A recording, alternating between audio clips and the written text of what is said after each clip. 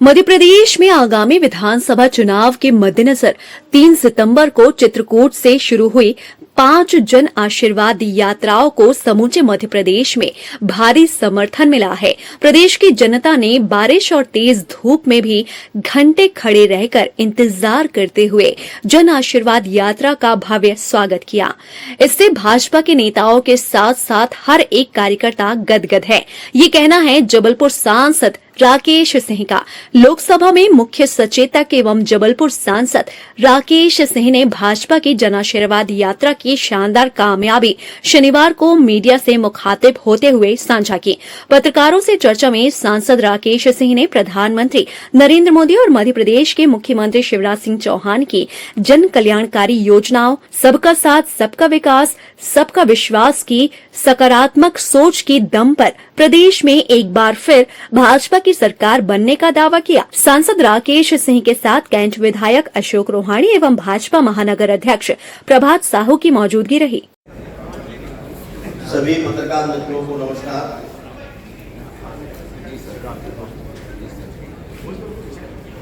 Bharatiya Janata party का कार्य हमारी मातृशक्ति, अगर उनके सशक्तिकरण की बात आती है,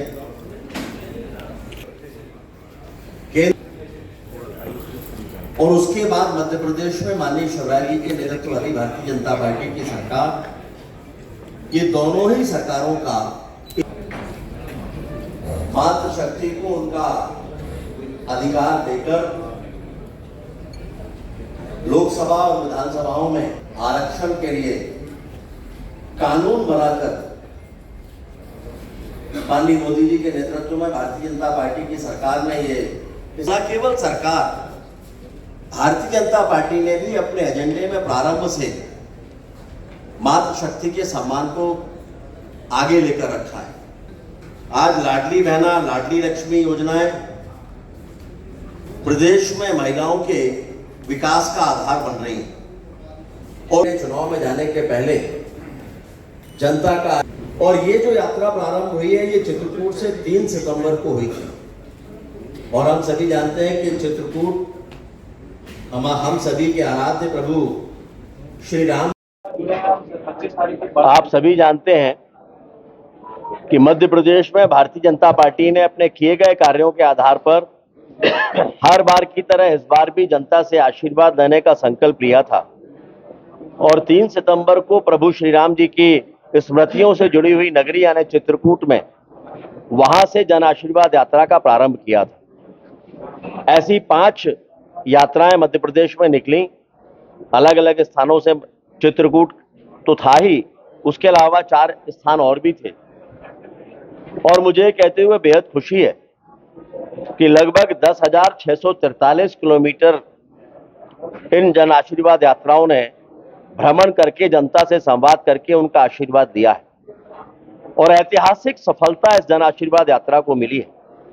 गिरते हुए पानी में, भीषण बरसात में 2-2, 3-3 घंटे विलंब से यात्रा पहुंचने पर भी महिलाएं अपनी जगह से हिली नहीं, यात्रा का इंतजार करती रहीं और उन्होंने यात्रा को आशीर्वाद दिया, जो ये साबित करता है कि भारतीय जनता पार्टी के वो इस बार फिर से सत्ता में लाने का मन प्रदेश की जनता ने बना लिया है। ये यात्राएं कई मायने में ऐतिहासिक रही हैं। 14 लाख से अधिक लोगों ने भारतीय जनता पार्टी की सदस्यता ली है। अनेक स्थानों पर लोगों ने, विभिन्न समाज, संप्रदाय, धर्म के लोगों ने यात्रा की अगवानी की है और सबने एक ही बात को माना है कि मध्य प्रदेश को विकास के रास्ते पर अगर आगे लेकर जाना है तो देश के प्रधानमंत्री माननीय मोदी जी के नेतृत्व में मध्य प्रदेश के मुख्यमंत्री माननीय शिवराज जी के द्वारा किए जाने वाले विकास कार्यों को आशीर्वाद देकर फिर से भारतीय जनता पार्टी की सरकार यहां पर बनाए। और ये इसलिए भी सब हुआ है क्योंकि मध्य प्रदेश में विकास की जो इबारत लिखी गई है वो इसके पहले कभी किसी ने सोचा भी नहीं था कि इस तरह के कार्य भी यहां हो सकते हैं। महाकौशल के मुख्यालय जबलपुर में भी, जिसे कभी एक बड़ा गांव कहा जाता था, आज एक इतिहास रचा है विकास के मामले में। ऐसे विकास के कार्य न केवल जबलपुर महाकौशल बल्कि संपूर्ण मध्य प्रदेश में हर जिले में, हर विधानसभा क्षेत्र में हो रहे हैं और इसलिए जनता का आशीर्वाद भारतीय जनता पार्टी को मिल रहा है।